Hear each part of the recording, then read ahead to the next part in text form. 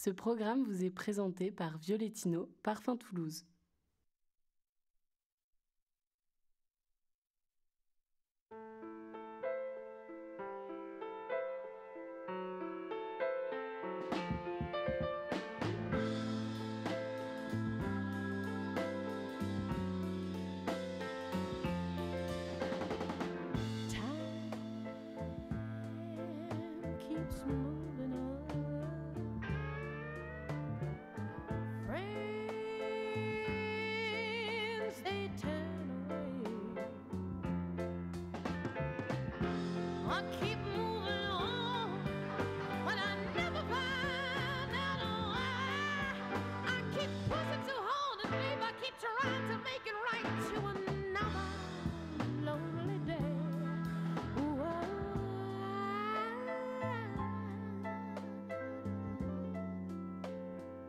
Le nouveau parfum de Violettino.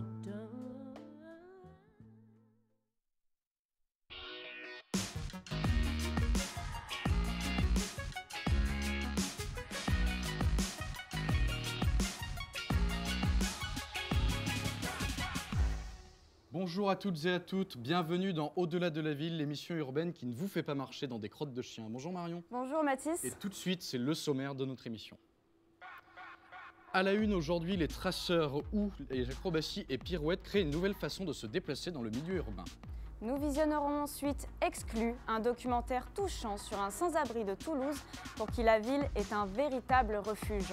Il fait chavirer le cœur des dames du monde entier. Nicolas Mounier interprétera son personnage d'OSS 117 sur notre petit plateau pour un entretien exclusif. Et comment ne pas être un pitbull quand la ville est une chienne ? Tag Life vous fera découvrir le quotidien de ces artistes incompris que sont les graffeurs.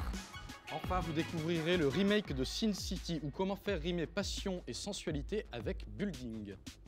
Et pour terminer en beauté, nous accueillerons sur notre plateau le réalisateur Solal Moisan du film OSS 117 que nous visionnerons juste après. Si vous n'habitez pas à Bugarache, vous connaissez sans aucun doute le parcours, ce mode de déplacement urbain digne des plus grands films d'action.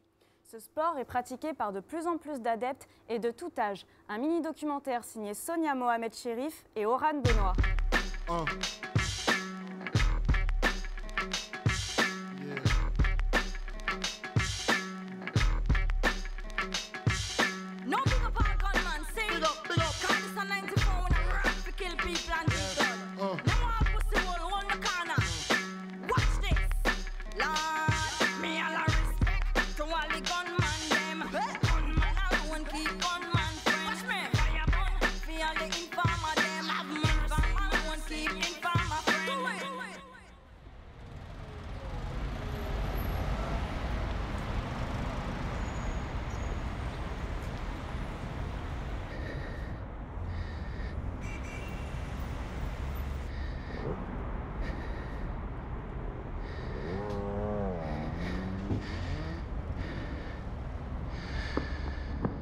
Je pense que le parcours, c'est juste le déplacement normal de l'être humain si on ne le bridait pas quand il est petit. C'est-à-dire que quand il est petit, on lui dit ne monte pas là, tu vas tomber, ne fais pas ça. Mais non, c'est pas bien, attention, tu vas te faire mal. Tu vois, que des trucs comme ça. Et au final, les gens, ils apprennent à avoir peur, on leur transmet des peurs. Et il faut se préparer à renforcer toutes les chaînes articulaires, se remuscler pour éviter justement les blessures et puis pour pouvoir supporter les impacts. Et le parcours, c'est le moment où je suis seul et où je réfléchis plus à rien. C'est le temps, il s'arrête, je fais mes mouvements, je trace et c'est une liberté quoi.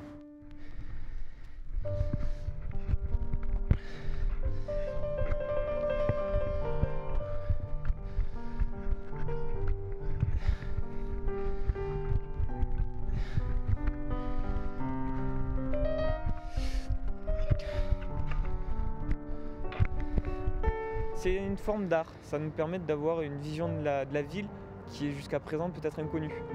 Aller sur les toits par exemple, qui est interdit, mais on se donne cette liberté parce que notre sport nous le permet et donc en fait ça nous permet d'avoir une vision totalement différente et je pense une vision un peu magnifique de la ville que les gens qui marchent dans la rue n'ont pas.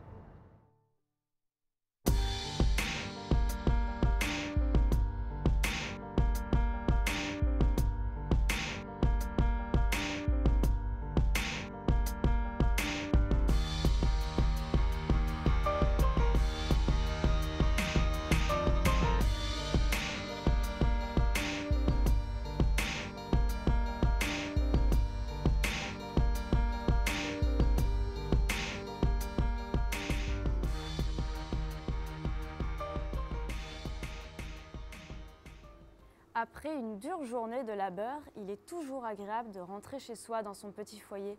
Mais malheureusement, ce n'est pas la chance de tout le monde. Et oui, car comme vous le savez, chers téléspectateurs, le nombre de SDF a malheureusement augmenté de façon dramatique en France cette année.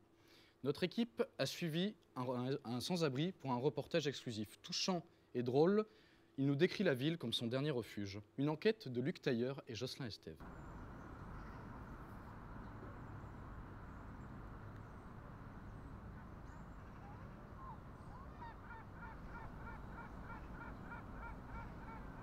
Moi, je m'appelle Salah, je suis quelqu'un qui essaie de s'en sortir, qui a connu quelques galères, mais j'aime cette ville donc j'y reste. Et ni Dieu ni maître, ça me définit très bien. Et marche ou crève, c'est ma philosophie. Alors, personne dans ma famille ne sait que je suis en galère. J'aimerais pas que quelqu'un vienne et qui me dise tiens une veste ou tiens des sous pour acheter à manger ou quoi. Ça me ferait vraiment pas plaisir, quoi. Ça va me braquer, ça va m'énerver, je vais dire oh ça se voit que je galère. Et la Côte d'Azur, il y a pas mal d'orgueil et beaucoup de fierté. À Toulouse, les gens ils sont simples. Par exemple, j'ai un pote, c'est un coureur de jupons. Il adore les filles, il est tout le temps en train de courir derrière une fille. Et il n'hésite pas à leur dire qu'il dort dans un foyer. Alors que moi, quand je parle avec une fille, non, je ne parle pas de ça. Je dis rien. Non, ça c'est négatif, c'est interdit, j'en parle pas.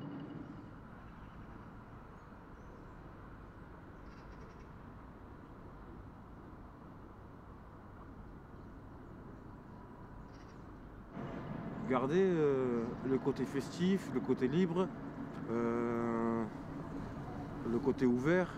Il y a plein d'artistes, ça aide à ouvrir les esprits. Il faudrait essayer de plus mélanger les jeunes de quartier avec les jeunes de la ville. Mais ces jeunes de la ville, en général, ils ne sont pas originaires de Toulouse. Ils viennent de tous les villages alentours. Donc ils ne connaissent pas vraiment la grande ville. Pour moi, Toulouse, c'est un grand village en fait.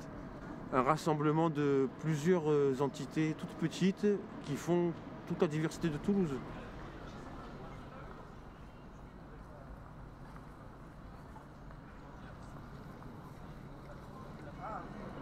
Endroit préféré à Toulouse, quasiment toute Toulouse il est bien. Mais quand tu as vraiment besoin d'être seul, il y a toujours des endroits pour être tout seul. Moi par exemple, quand je veux vraiment être tout seul, je monte à Pêche David. Là-haut, je vois mes petits rapaces en train de chasser les petits poissons. Et je me pose là-haut et je les regarde chasser les poissons. Ils sont là, ils font leur cercle. Et un petit coup, ils plongent. Et ils descendent, ils chassent. Hop, et on les regarde. Et là, je suis seul. Avec ma petite nature. Tranquille. Ça, on peut se poser, réfléchir tranquillement.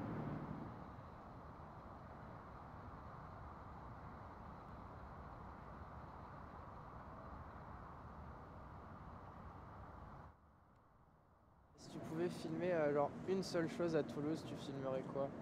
Une seule chose, moi et 3 copains en train de faire la fête.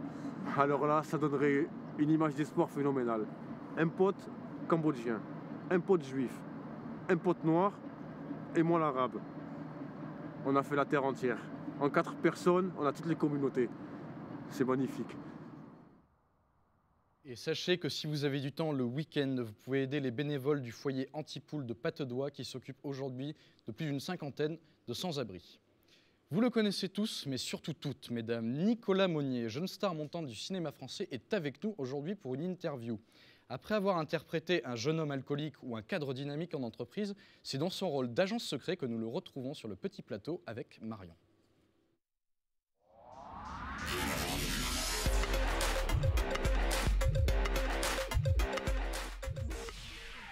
Et me voici en très charmante compagnie. Bonjour OSS 117. Oh, excusez-moi. Business is business, hein. Nous sommes là pour parler donc dans le film où vous avez tourné, où vous courez énormément. D'ailleurs, vous pratiquez pas le jogging par hasard? Ma foi, non. D'ailleurs, vous le voyez, je suis un peu essoufflé à la fin du film. Mais bon, ça sert le propos après tout, puisque je suis un agent secret un peu décalé. Mais ça fait partie de la discipline, hein, le jeu d'acteur, il faut que je cours. Donc voilà, j'essaye de me forcer un peu. Ouais, ça serait bien. Hein. Vous préférez courir en ville ou à la campagne? Bonne question. Je pense que si c'est pour moi, j'irai d'abord à la campagne pour respirer de l'air frais, écouter la nature, les oiseaux. Mais c'est un peu salissant quand même. J'aime pas salir mon smoking en alpaga.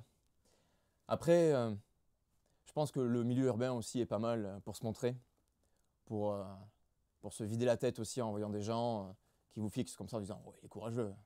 Après, il faut dire aussi que je suis un peu athlétique, donc ça plaît. Mais sans le grand bol d'air frais de la campagne, dans ce cas-là, lors du tournage, vous avez trouvé agréable de courir dans ce milieu urbain? Oui, oui, très agréable. Beaucoup.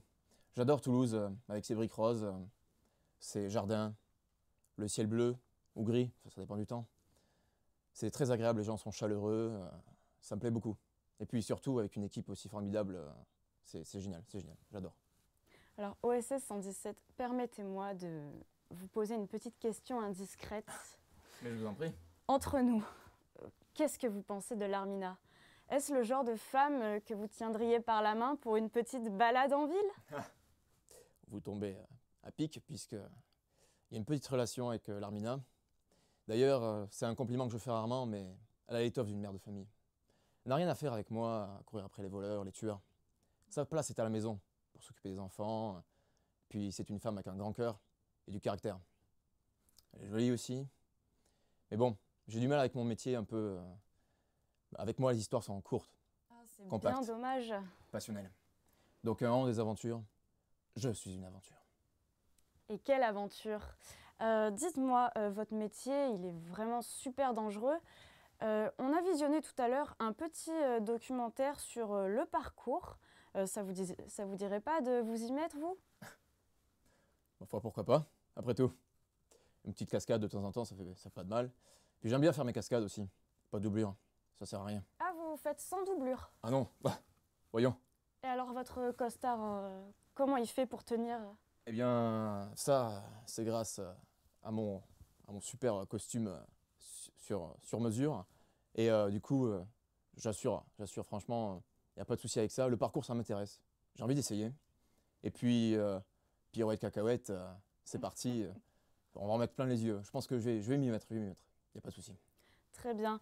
On va passer à la dernière question donc, de votre interview. Allez, entre nous, vous n'avez pas d'autres projets sur lesquels vous travaillez actuellement? Vous êtes bien curieuse. Mais oui, je peux vous en parler un peu si vous voulez. Ah oui, allez-y. Il y a l'épisode 5 de John Dead qui va bientôt se tourner, d'ailleurs demain. Nous commençons le tournage dans un lieu un peu insolite, mais j'en dis pas plus, parce que c'est un petit secret. Allez, s'il vous plaît. Non, et puis on a l'intention de vous régaler. Ah, très avec bien. Des filles, des bagnoles, des pistolets, un costard, attention. Et ça va envoyer du lourd, je pense. Ah ben on a vraiment hâte de voir ça. En tout cas, merci beaucoup OSS 117 c'est moi qui vous remercie. pour votre participation. On va passer tout de suite à la suite de notre programme. Mathis, je vous rends l'antenne. Gentlemen, vous avez trouvé votre nouvelle idole. Un homme, un vrai, avec du muscle et des poils. La jungle urbaine représente un danger que même notre agent secret préféré ne saurait ignorer. C'est pourtant dans cet environnement plus que charismatique qu'évoluent les graffeurs. Véritables artistes des rues, ils peignent sur les murs comme sur des toiles, en se moquant avec poésie et cruauté du monde qui les entoure en brisant les codes. Un reportage exclusif signé Michael Ryan et Benjamin Arnaud.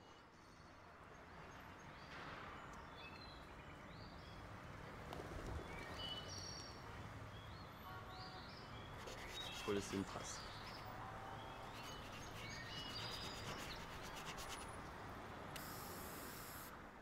Ah bah les gens maintenant ils kiffent le graffiti quoi. Parce qu'ils en voient un peu partout, ils voient des jolis trucs, des beaux graphes, donc du coup forcément ils kiffent quoi. Bah le tag c'est différent, c'est un truc que les gens ils ont du mal à comprendre.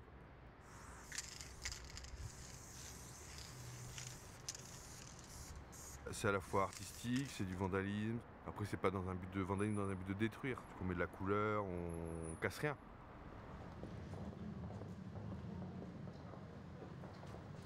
Le graffeur qui achète des bombes et qui va aller faire son mur, il le fait pour lui avant tout. Il le fait pas pour les autres. C'est une pub, hein. Bah, c'est du marketing un peu le graffiti. J'ai un nom, c'est comme si Dali, il marquait Dali partout sur tous ses tableaux. On sert de la ville comme support. Ça devient une toile qui bouge.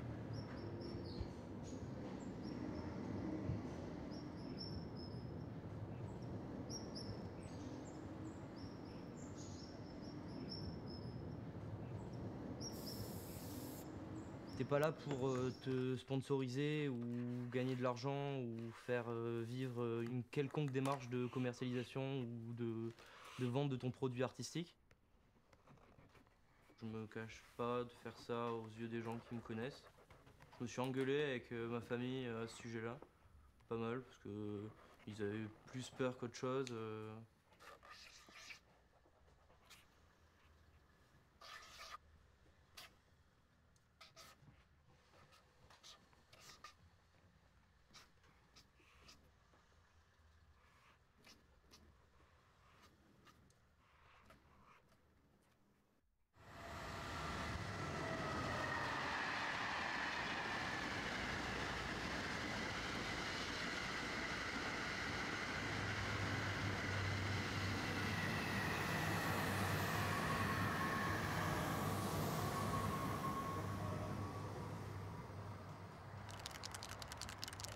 On graffe de jour comme de nuit. De jour, généralement, c'est plus posé dans un spot abandonné ou quoi. Et la nuit, c'est plutôt speed. T'as le risque de te faire choper et de finir au poste, quoi. T'arrêtes de regarder tes pieds et tu regardes en l'air pour essayer de voir les trucs perchés ou les jolis petits dessins, les petites dédicaces ridicules sur les bords de trottoir qui font 2 cm. Il y a plein de trucs à voir et au moins tu te fais moins chier quand tu marches.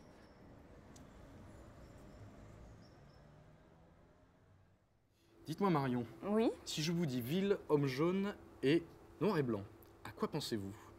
À Sin City, bien sûr. Véritable film culte des années 2000. C'est exact et nous vous présentons aujourd'hui le remake de notre équipe qui nous montre à quel point la ville regorge de surprises. Une fiction signée Fabien Ferrari et Vincent Courtade.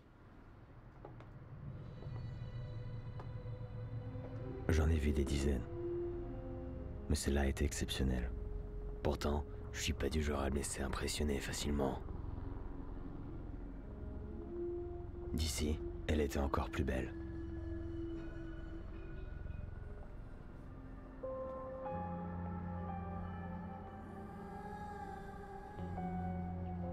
Elle m'en a fait voir de toutes les couleurs. Un véritable tableau. L'histoire n'est pas simple.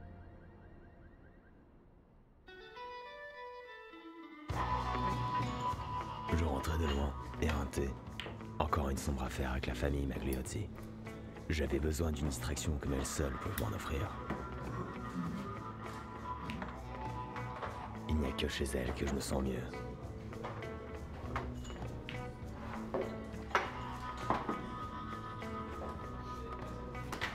Il fallait que je me refasse. Je n'avais pas trop de soucis à me faire. Pour ça, elle offrait toutes sortes de passe-temps lucratifs. Ou pas.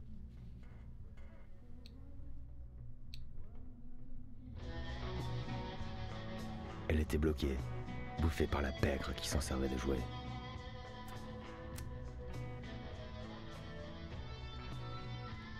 Il était temps de tout miser pour elle. Mais qu'est-ce que tu crois, hein? Je la possède. J'en fais ce que je veux.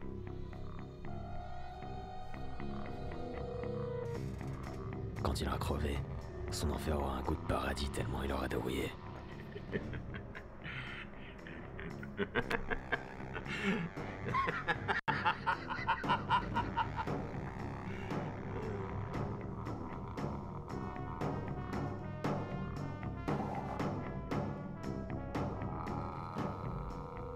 Sans sa fortune, elle serait libérée de son emprise.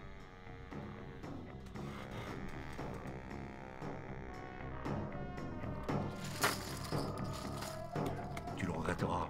Tu verras plus souvent mon flingue que ta bite. Le pactole en poche, je m'empressais de rentrer chez moi. Je fais dans le sonore et le dégueulasse, c'est mon style. Mais je peux pas résister à l'envie de cueillir une fleur perdue sur mon chemin.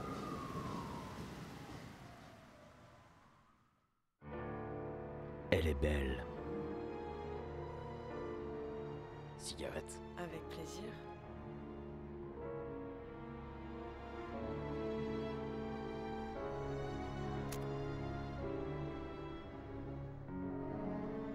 La nuit la rendait magique comme des guirlandes de Noël. Je l'aime.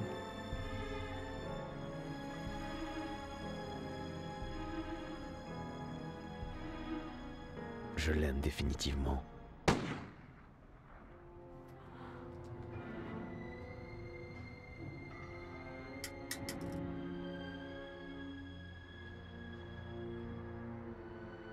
J'aime cette ville. Voilà, et comme l'a dit notre idole nationale, le duc de Boulogne, plus connu sous le nom de Booba, bouteille carré sec au goulot, je rentre de la street, je ne suis jamais rentré du boulot. D'une pierre trois coups, si je puis dire, car OSS 117 n'est pas le fruit d'une réalisation solo, mais d'un trio. Et nous accueillons aujourd'hui sur le petit plateau Solal Moisan, co-réalisateur du film, accompagné de la ravissante Marion.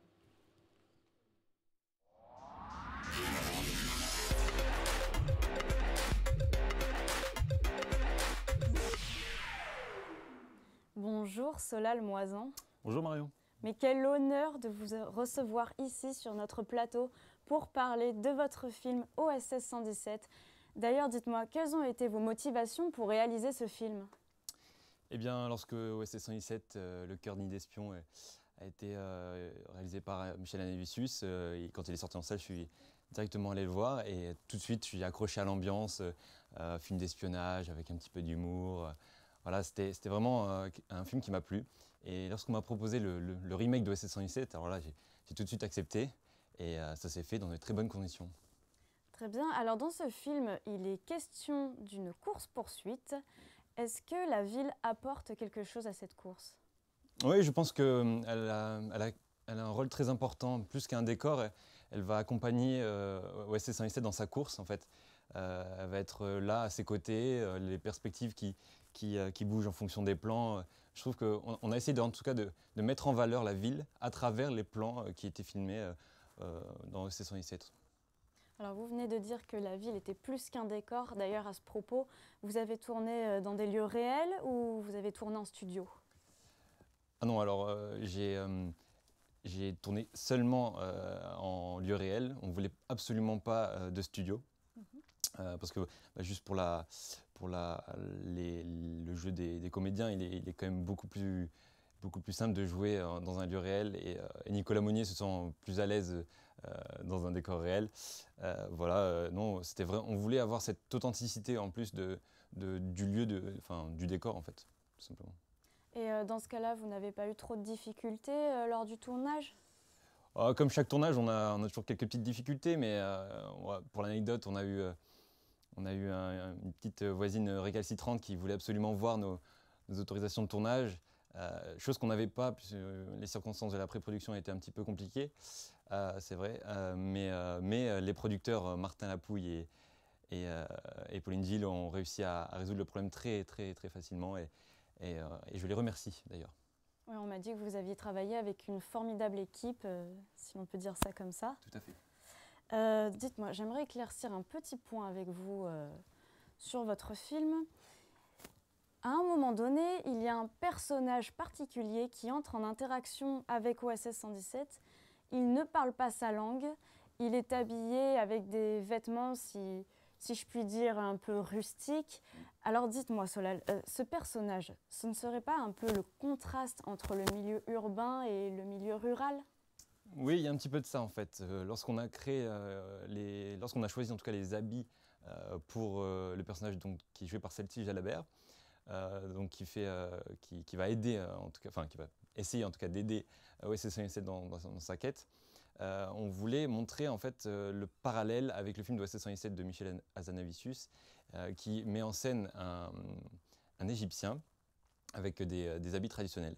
Et pour faire le parallèle, on a choisi donc d'habiller notre acteur avec des habits typés, on va dire, d'un homme occitaniste, en tout cas, voilà, pour faire un petit peu ce parallèle. Donc forcément, chemise rouge à carreaux avec un béret, voilà, tous les éléments qui font un petit peu, peut-être un peu cliché d'un homme qui parle l'occitan. Mais on voulait aussi promouvoir un petit peu cette culture occitane qui commence à hélas disparaître un petit peu. Donc voilà, c'est aussi une manière de montrer cette culture qui commence à disparaître. Voilà. Très bien. Alors la dernière question de cette interview, on a parlé tout à l'heure avec OSS 117 donc de John Dead, que vous réalisez aussi. Bon allez, s'il vous plaît, parlez-nous-en un petit peu quand même. Je peux pas trop en dire en fait, mais disons que... Ouais, qu'est-ce que je peux vous dire? Qu'on va tourner bien sûr les premiers plans de John Dead 5, l'épisode 5, demain, du coup, dans un lieu particulier, comme vous l'a dit Nicolas. Il y aura beaucoup de personnages, je pense. Il y aura une histoire qui est quand même beaucoup plus travaillée. Voilà, on a quand même plus d'éléments par rapport aux autres épisodes. Il sera en plusieurs parties. Voilà, c'est tout ce que je peux vous dire sur cet épisode. Eh bien écoutez, merci beaucoup Solal. Merci on a à vous, Marion. vraiment hâte la sortie donc, de John Dead 5. Et tout de suite, nous allons passer à la suite du programme. Qu'est-ce que c'est que ça? C'était qui? C'est un ami à vous? Ah non. Oui, alors Marion, je ne sais pas si vous m'entendez, mais on vient de m'informer qu'un individu suspect s'est introduit dans nos locaux. Il a crié, je cite, « Hubert, Hubert, est-ce qu'elle est bonne, ma blanquette ?» Nous n'en savons pas plus pour l'instant. Nous vous informons dès que possible si nous avons d'autres informations.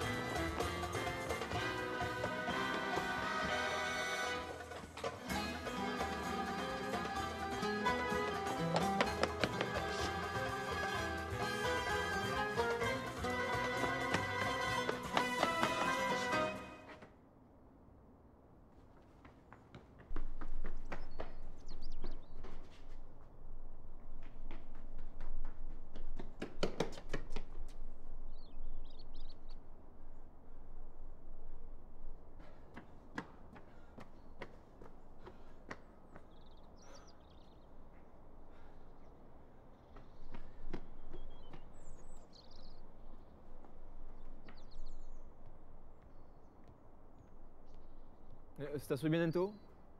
Oui, l'hôtel Grand Opéra, s'il vous plaît, Station Benento. Ah, eh bé, vira a l'adresse del Pellescar i passeu de voir l'habilitar-co. Et continuez tot junts, tot dret, et hi haurà un casau, une petite casau, una maison, capitu? I just carreus més lu és a la dreta, i per fi te cau prene el valor d'esquí és aquí. No digo. Ah oui, Station Benento. On va ten cagar un bourès.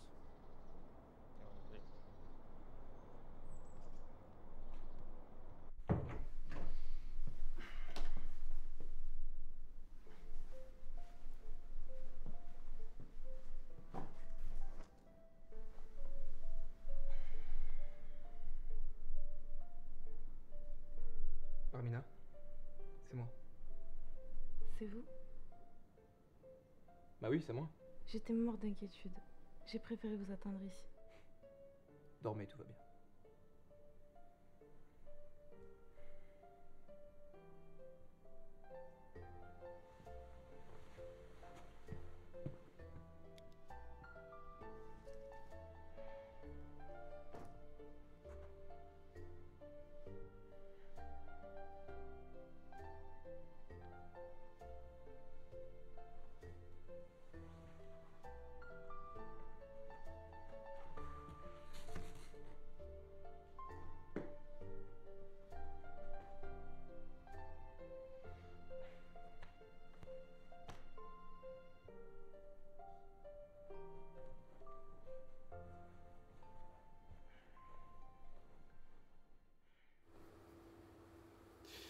Et avant de conclure, je vous rappelle la principale information. OSS 117 a tenté d'appréhender le suspect introduit dans notre studio. Il lui a hurlé dessus. « Benoît, Benoît, oui, ta blanquette, elle est très bonne. » Eh bien, c'est la fin de notre émission. Oui, Marion, mais ne vous inquiétez pas, car tout comme la ville, nos lumières ne s'éteignent jamais.